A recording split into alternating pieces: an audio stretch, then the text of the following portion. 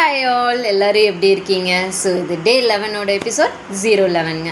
இதோட டாபிக் என்னன்னு கேட்டிங்கன்னா அஃபர்மேஷன் எடுக்கிறது அவ்வளோ கஷ்டமா, இல்லை இந்த அஃபர்மேஷனை வந்து நம்ம ஹேண்டில் பண்ணுறதுக்கு நம்ம கஷ்டப்படுறோமா, இல்லை நான் எப்படி இதில் ஹேண்டில் பண்ணி கொண்டு போயிட்டுருக்கேன் அப்படிங்கிறது எல்லாமே இந்த எபிசோடில் நம்ம பார்ப்போம்.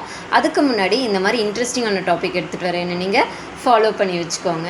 அஃபர்மேஷனுங்கிறது ஒரு பெரிய விஷயந்தாங்க.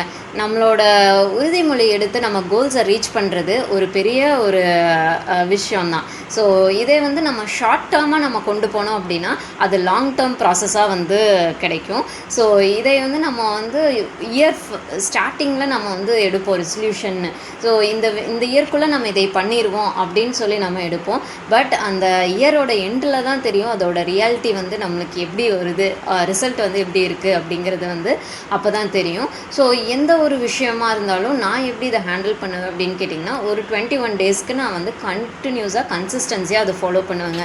எந்த விஷயமா இருந்தாலும் சரி, என் கோல்ஸை ரீச் பண்ணுறதாக இருந்தாலும் சரி, எனக்கு இது புதுசாக ஒரு ஹேபிட்டை வந்து பழக்கணும் அப்படின்னாலுமே நான் இந்த ஒரு 21 டேஸை வந்து கன்சிஸ்டன்சியாக அதை ஃபாலோ பண்ணுவேன். இது ஷார்ட் டேர்மாக நம்மளுக்கு வந்து போகும். ஸோ இது நம்ம ஷார்ட் டேர்மாக போகும்போது இந்த கோல்ஸை டச் பண்ணுறதுக்கு கொஞ்சம் நம்மளுக்கு மோட்டிவேட்டடாக இருக்கும். ஆஃப்டர் 21 டேஸ் வந்து எனக்கு கொஞ்சம் மோட்டிவேட்டடாக இருக்கும். ஓகே, நம்மளால் இந்த 21 டேஸில் இந்த கோல்ஸை ரீச் பண்ண முடியும் பொழுது அடுத்த ஸ்டெப்பு நம்ம போகலாம் அப்படின்ட்டு அதுக்கு அடுத்த ஸ்டெப்பாக நான் போயிட்டே இருப்பேன். ஸோ இப்படி தான் என்னோடய அஃபர்மேஷனை நான் எடுத்துகிட்டு இயர் ஃபுல்லாக நான் கொண்டு போவேன். ஸோ அதே மாதிரி நீங்கள் ஏதாவது அஃபர்மேஷன் எடுத்திருக்கீங்க அப்படின்னா கமெண்ட் செக்ஷனில் சொல்லுங்கள், அதே நான் வந்து தெரிஞ்சுக்கிறேன். ஸோ அஃபர்மேஷனை நம்ம எடுக்கிறோம் அப்படின்னா நம்ம மைண்ட் செட் ஃபுல்லாக பாசிட்டிவில் இருக்கணுங்க.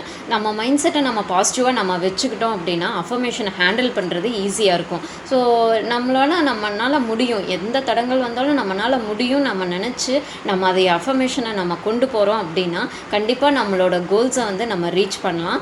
ஸோ அதுதான் இந்த எபிசோடில் சொல்ல வரேன். அண்ட் நெக்ஸ்ட் எபிசோடில் இதை விட நல்ல டாப்பிக்கோட மீட் பண்ணுறேன். அது வரைக்கும் see you, bye, love you all.